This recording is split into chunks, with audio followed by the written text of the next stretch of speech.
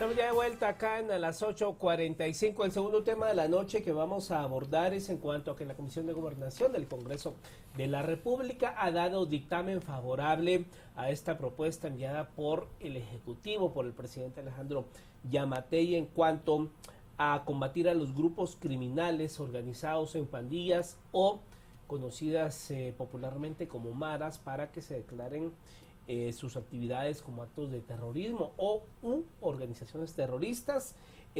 Acá vamos a platicar con Juan Carlos Rivera, el diputado del bloque Victoria, y con el analista del CIEN, Walter Menchú, para hablar precisamente de esta iniciativa, de las primeras que envió el presidente Yamatei al Congreso de la República. Bienvenidos. Gracias, buenas noches. Gracias. Licenciado Menchú, pues muchos ha criticado esta iniciativa de ley, preguntándonos realmente si va a erradicar, por ejemplo, el problema de maras. ¿Cuál es su opinión al respecto de la ley? ¿Realmente estamos solucionando el problema de fondo, por ejemplo? Bueno, lo que nosotros hablábamos era de que, digamos, los fines que hay detrás de la ley son legítimos. Y es que sabemos que Guatemala es un país con altas tasas de criminalidad y el tema de las extorsiones que ha ido empeorando con el paso del tiempo. Ahora, ¿cuál es la forma de enfrentarnos a eso? No creemos nosotros que sea únicamente a través de una ley y enfocándose únicamente en las pandillas, porque es muy fácil echarle la culpa a alguien, identificar un enemigo y ir sobre él, y creo que las expectativas son muy altas en cuanto a qué se quiere y qué se va a lograr. Digamos, la primera impresión que da es de que uno cree que solo pasando la ley y empezando a declarar a los terroristas, pues la tasa de criminalidad a nivel general va a tener un descenso dramático como no se ha visto en los últimos años. Y lo que nosotros mencionábamos era de que, bueno, también hay que considerar los otros grupos criminales, véase el tema del narcotráfico, el tema del crimen común o otro tipo de crimen organizado, las bandas criminales que continuamente está desarticulando el Ministerio Público, por ejemplo, pero que no es suficiente.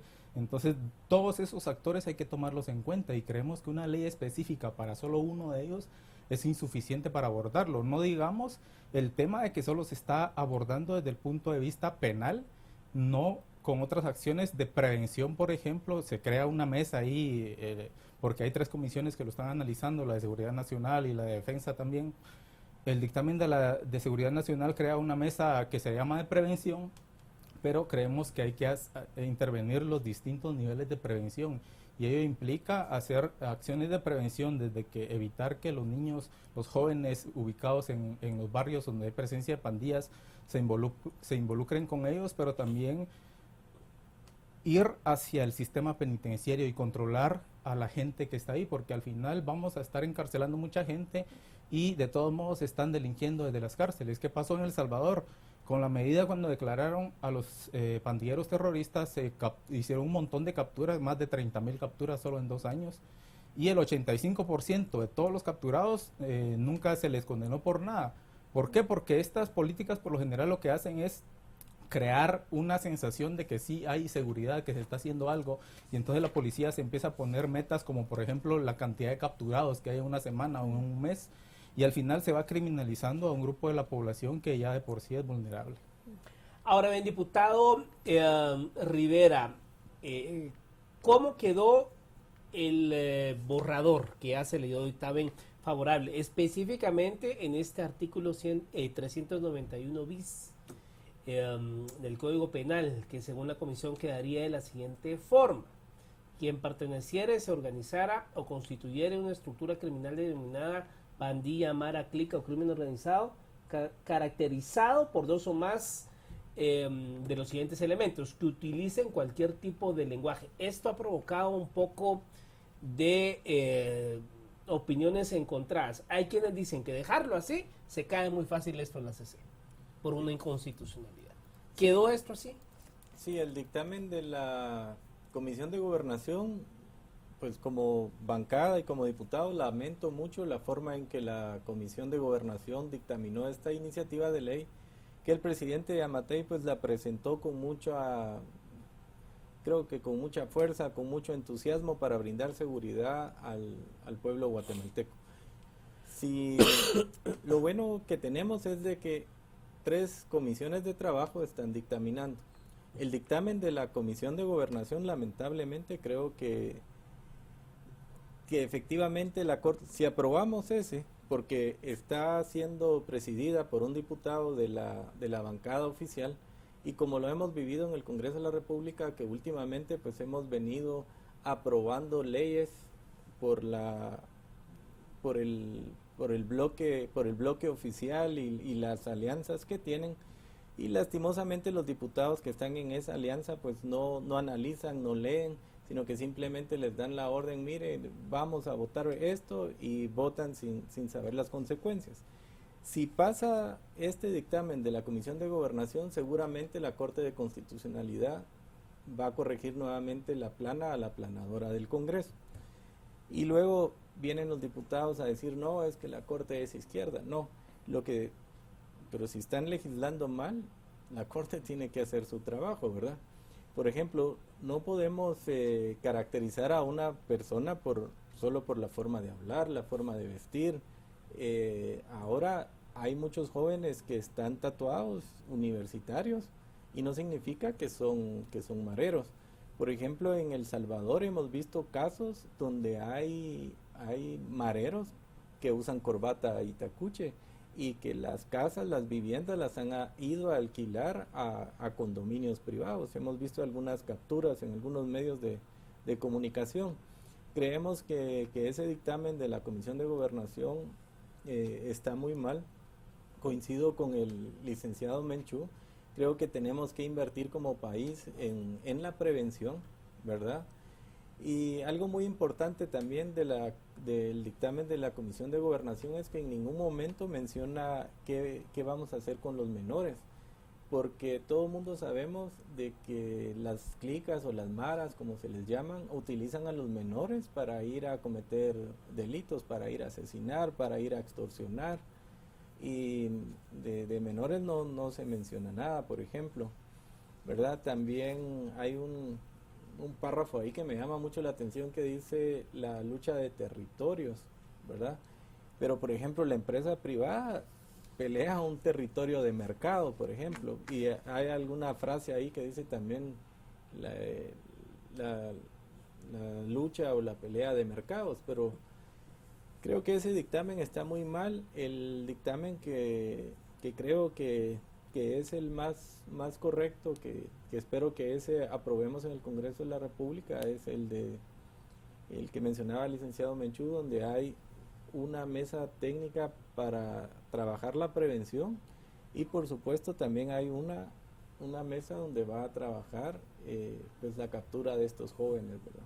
Ahora bien, licenciado Menchú, ambos mencionan obviamente la importancia del tema de prevención. ¿Qué medidas de prevención? Bueno, la iniciativa está, no sé qué irá a suceder, digamos, al momento de aprobarla dentro del Congreso, pero ¿con qué medidas de prevención puede ir acompañada pues esta iniciativa, por ejemplo? Bueno, en lo que se menciona en la iniciativa de la Comisión de Seguridad Nacional, habla de la implementación de la Política Nacional de Prevención, que ya en 2014 se aprobó, en 2017 ya hay algunos lineamientos ahí.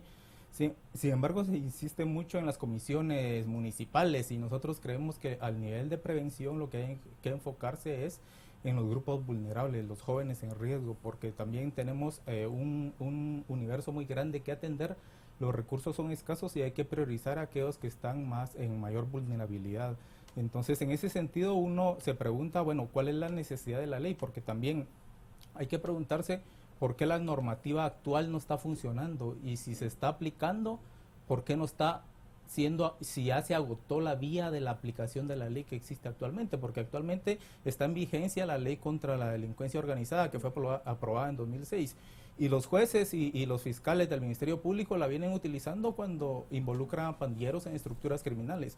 Ahora, no se entiende por qué la necesidad de una nueva ley, más allá de lo mediático y de poner el tema sobre la mesa, digamos, ¿qué no resuelve la ley contra el crimen organizado que esta ley sí va a resolver? Y al final lo que vemos es de que, bueno, al menos el dictamen de la Comisión de Defensa lo que hace es modificar el artículo de la ley contra la delincuencia organizada, el artículo 2, y ahí ya se describe, digamos, detalladamente que también un grupo criminal son las maras o pandillas, pero digamos, de la definición que existía ya en esa ley, se sobreentendía que ellos también encajaban dentro de ese tipo penal, y ya se venía utilizando. Entonces no vemos la necesidad. Bueno, podría decirse, está bien, metamos eso, pero otras cosas que se hacen es, tanto la de gobernación como la de defensa, sí llegan al objetivo de declarar a los pandilleros terroristas con el artículo 391 bis, pero el otro dictamen de la Comisión de Seguridad Nacional no los declara terroristas, simplemente va modificando algunos artículos del Código Procesal Penal y no se mete a tocar la ley contra la delincuencia organizada.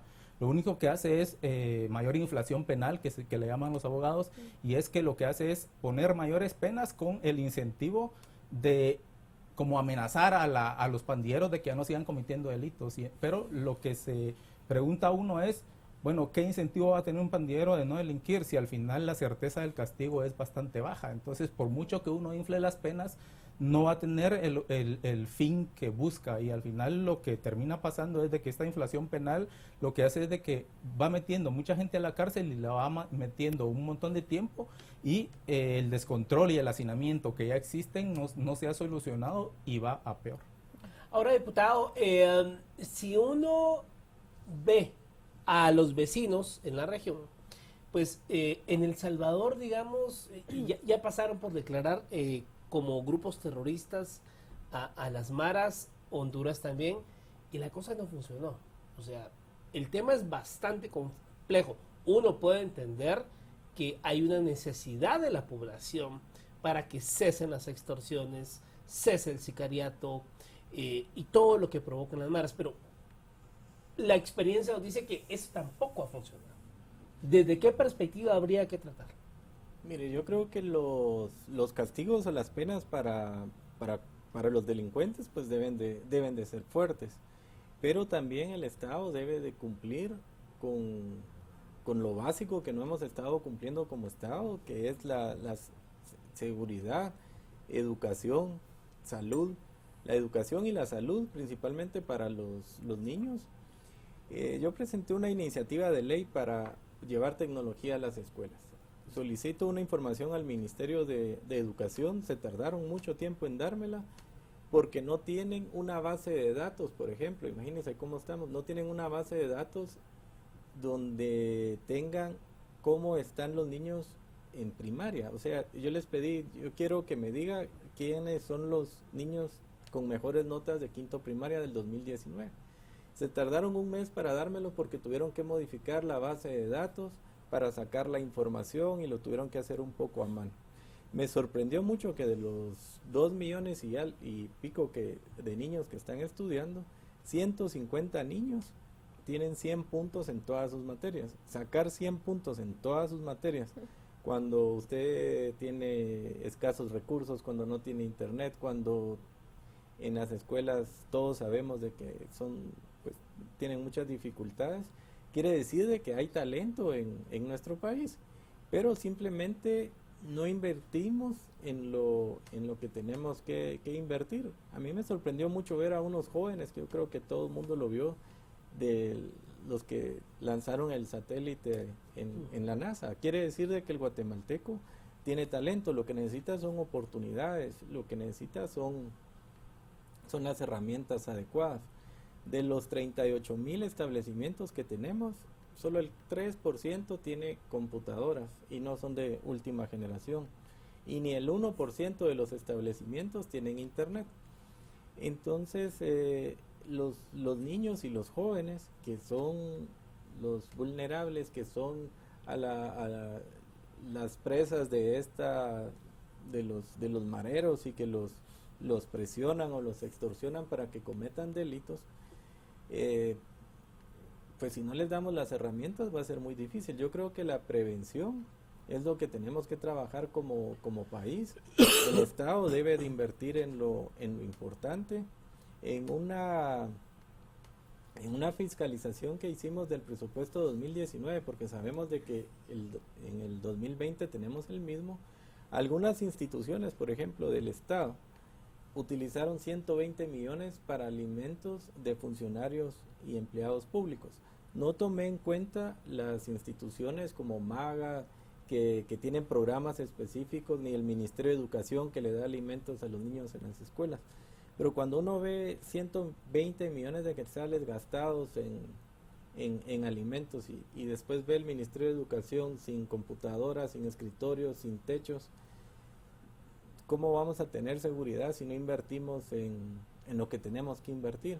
Y creo que la prevención del delito es lo primero que tenemos que trabajar. Y la bancada Victoria pues sí está de acuerdo en endurecer las penas para los pandilleros, porque tenemos que hacerlo, pero el sistema penitenciario también tenemos que entrarle, pues no puede ser que en las cárceles siempre que hay una requisa siempre encontramos teléfonos, televisores. Me llamó la atención que en una prisión, creo que fue en la de Cuilapa, había un gimnasio de pesas. O sea, ¿cómo va a ser que entren todas esos artefactos sin que nadie se dé cuenta? Pues entonces tenemos que fortalecer el sistema penitenciario, tenemos que invertir fuertemente en eso para tener cárceles que realmente sirvan para lo que son, porque ahorita actualmente muchas extorsiones que vienen, por ejemplo, a mí hace varios años sufrí una extorsión y presenté mi denuncia, la policía muy profesional, y al final nos dimos cuenta que venía de una cárcel, ¿verdad?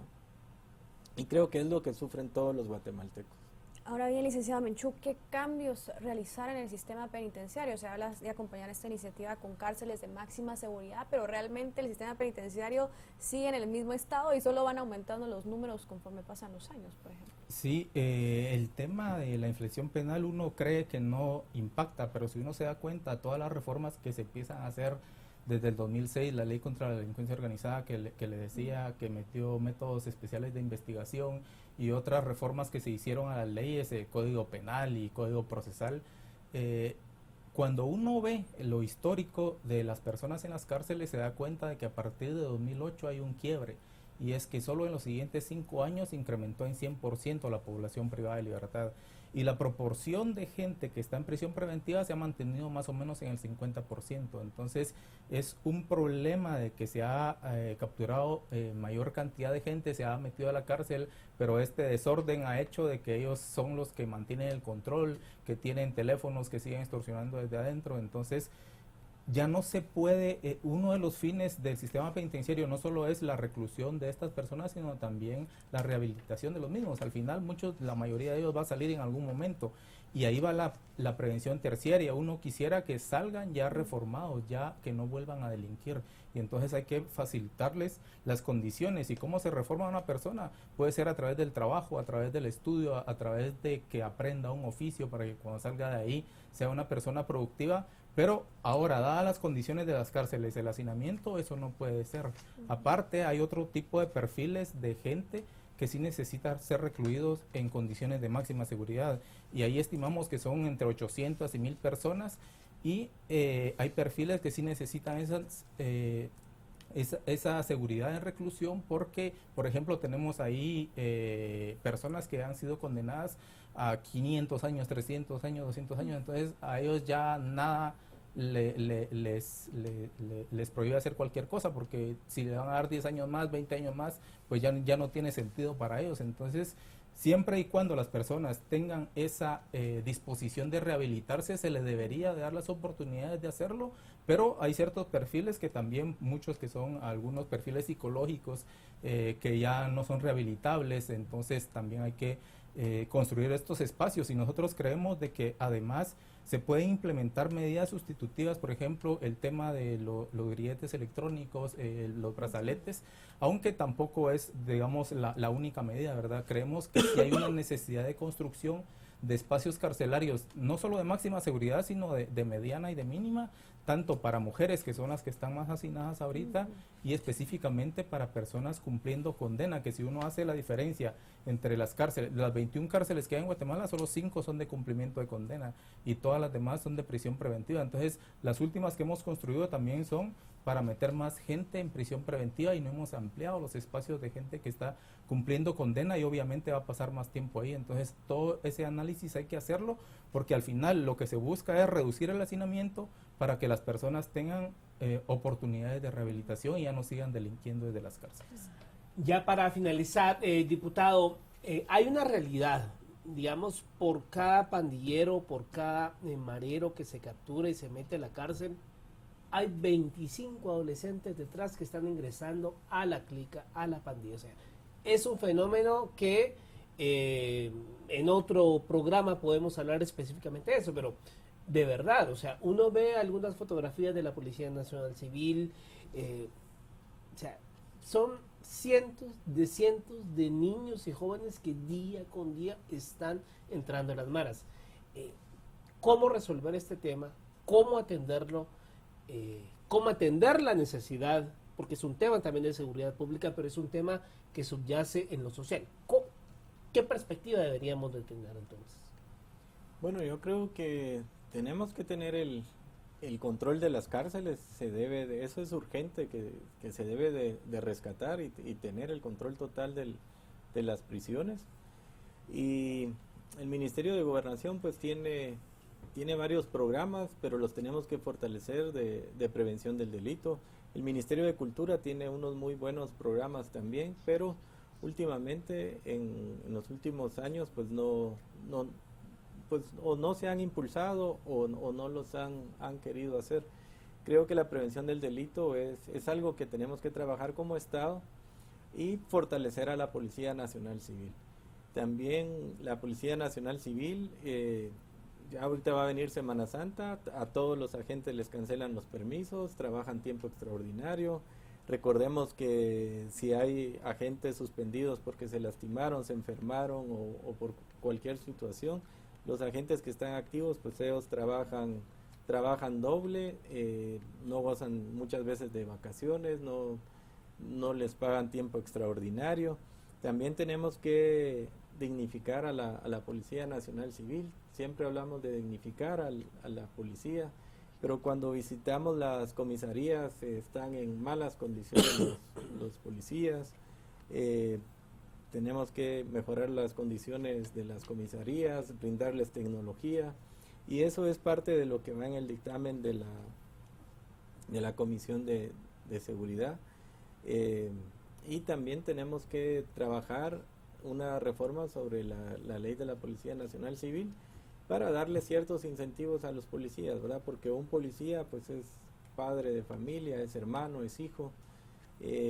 Creo que todos vimos lamentablemente la muerte de un agente, y me agradó mucho que el presidente Yamatei se tomara el tiempo para ir a saludar a la familia. Bueno, pues muchas gracias a los dos por haber estado con nosotros abordando este tema, este dictamen que ya se le ha dado a esta ley. Veremos si pasa o no en el Congreso o si se le hacen modificaciones. A Marinés también para acompañarnos en esta emisión. Ustedes tengan un reparador descanso.